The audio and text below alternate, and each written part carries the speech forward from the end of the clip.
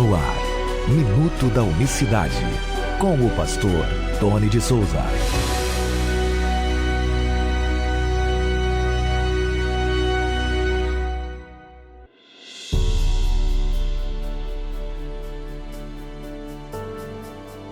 Olá, queridos, graça e paz da parte do nosso grande Deus e Salvador Jesus Cristo. Sejam todos bem-vindos a mais uma edição do Minuto da Unicidade nesta terça-feira, 11 de março de 2025. Nós seguimos aqui com o Minuto da Unicidade no nosso canal no YouTube. Se inscreva aqui. Antes de nós seguirmos, deixe o seu like, deixe um comentário, não para ganhar dinheiro, para o algoritmo, né, mas para levar essa mensagem para outras pessoas que não conhecem, que estão chegando agora, estão querendo conhecer mais das Escrituras Sagradas. Tá legal? E na descrição sempre dos nossos vídeos tem a forma de você se tornar um apoiador, tem o nosso livro, Jesus, o único Deus verdadeiro, a maior revelação da Bíblia. Já pensou em adquirir um livro desse na versão digital para abençoar nosso ministério? Você que está sempre aí ouvindo, né? Sempre se nutrindo, compra um livro. Os links são seguros, as plataformas são seguras, tá bom? Pede, você não domina muito bem essa plataforma, pede alguém para comprar para você. É plataforma 100% segura, Hotmart, e você adquira um livro digital, o e-book, né? O famoso e-book para você ler no celular, no tablet, para, né, já que você não pode semear ou tem um pensamento particular o qual respeito sobre o tema, mas adquira o seminário para alguém, invista no ministério de alguém para que essa pessoa, né, cresça no conhecimento e apoie, ao mesmo tempo você apoia de alguma maneira o nosso trabalho que precisa do seu apoio, tá bom? A Trindade, a doutrina trinitária, ela é uma tradição de muitos anos.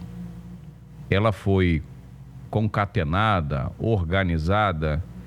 Houve um grande concílio que durou mais de uma década. O concílio de Nicéia durou mais de uma década para tratar justamente assuntos como a natureza do Senhor Jesus, se ele era homem, se ele era Deus. Outros concílios foram feitos depois disso.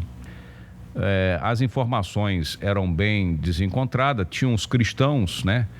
Os defensores do Evangelho, os propagadores do Evangelho e muitas pessoas que paravam, muitos pensadores, teólogos que paravam para ouvir e analisar a mensagem do Evangelho, acabavam com dúvidas. Então, havia muitas desinformações ou muitos pensamentos diferenciados.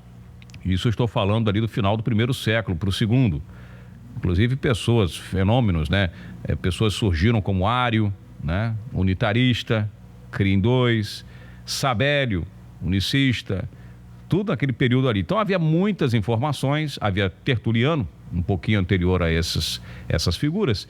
Tertuliano, que foi o primeiro pensador, né?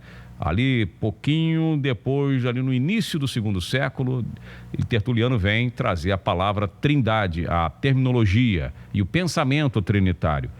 Por que eu estou dizendo isso? A partir de Tertuliano, Tertuliano é o grande pai, né, da igreja trinitária, é o grande pai, a igreja trinitária, ele é o pai do cristianismo como religião. Eu falava ontem que há uma diferença entre cristianismo e evangelho, é totalmente diferente. O evangelho de Cristo é um, o cristianismo é outro. Eu falava no programa Nossa Voz, foi meu tema de abertura ontem, o meu editorial.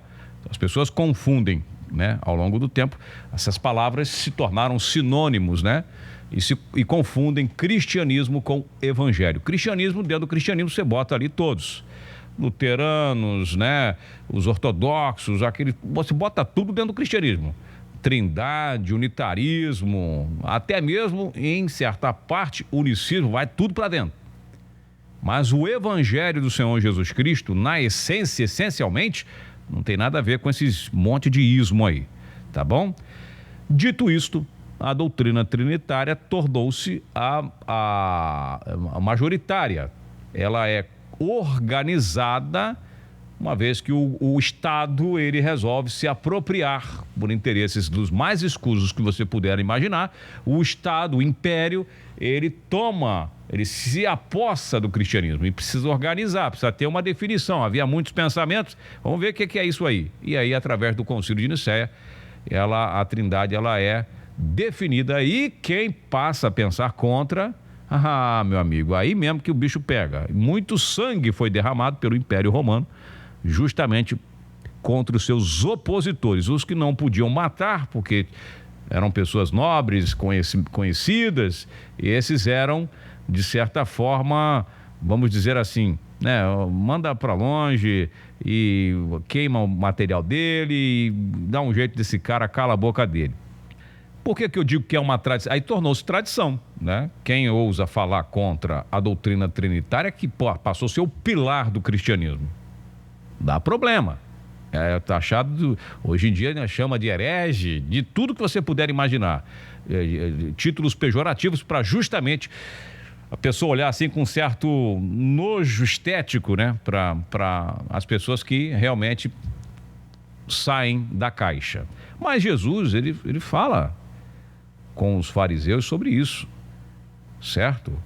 Não exatamente sobre esse assunto especificamente, mas vou pegar uma frase dele para refletir com você. Ele diz, os fariseus, né, perguntam para Jesus o seguinte: disse-lhe os fariseus e os escribas, por que não andam os teus discípulos conforme a tradição dos antigos? Por que não andam os seus discípulos conforme a tradição dos antigos? Marcos 7, verso 5.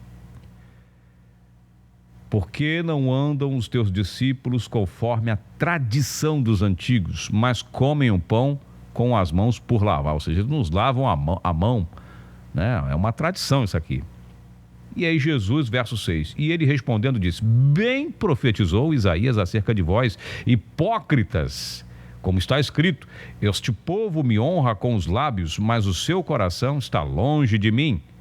Em vão, porém, me honram, ensinando doutrinas que são mandamentos de homens. Olha, preste bem atenção. Ensinando doutrinas que são mandamentos de homens. Porque deixando o mandamento de Deus, retende a tradição dos homens. Como, aí ele dá um exemplo, como esse aqui um exemplo, como o lavar dos jarros e dos copos, e fazer muitas coisas semelhantes a essas. E dizia-lhes, bem, invalidais o mandamento de Deus, para guardardes a vossa tradição. Marcos 7, verso 9. Olha, é muito, muito, muito interessante isso.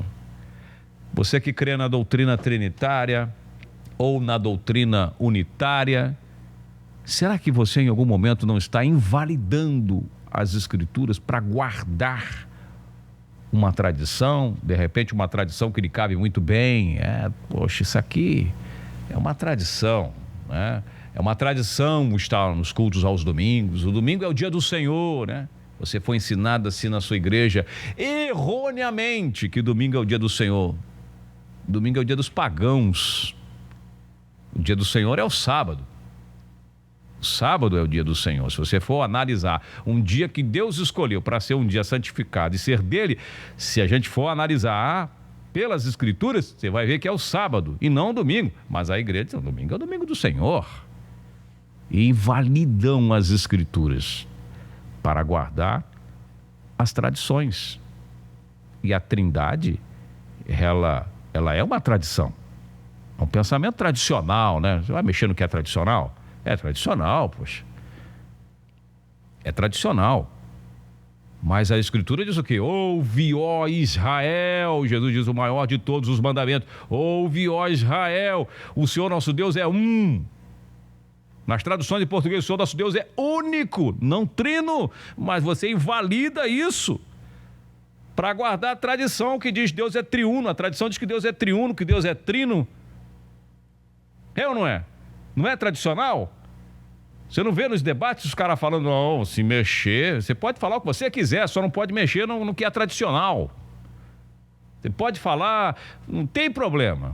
Pode falar de prosperidade, pode falar... Não tem, a pessoa até não desce muito bem, mas vai mexer no ponto tradicional da fé cristã. Aí dá um problema. E Jesus disse, bem validais as Escrituras para guardardes a vossa tradição. Ele pegou o fato como exemplo, que eles estavam falando ali sobre a questão do lavar as mãos, mas tinha muitas outras coisas que Jesus falou. Muitas outras coisas semelhantes a essas vocês guardam como tradição, mas a Escritura, por isso que ele revolucionava. É por isso que ele chegava no sábado e fazia um monte de coisa, mas não pode fazer no sábado. Jesus, por que eu não posso fazer? Não posso curar ninguém no sábado, então? Não posso fazer nada? O sábado foi feito para o homem, não o homem para o sábado.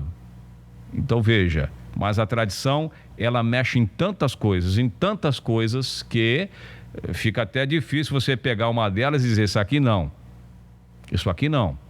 Basta dar um Google que você vai pesquisar sobre o tema, que eu estou falando de trindade aqui, para você verificar como que se surgiu isso, quantos concílios, concílio de Trento, concílio de Calcedônia, concílio de vários, para falar sobre o assunto.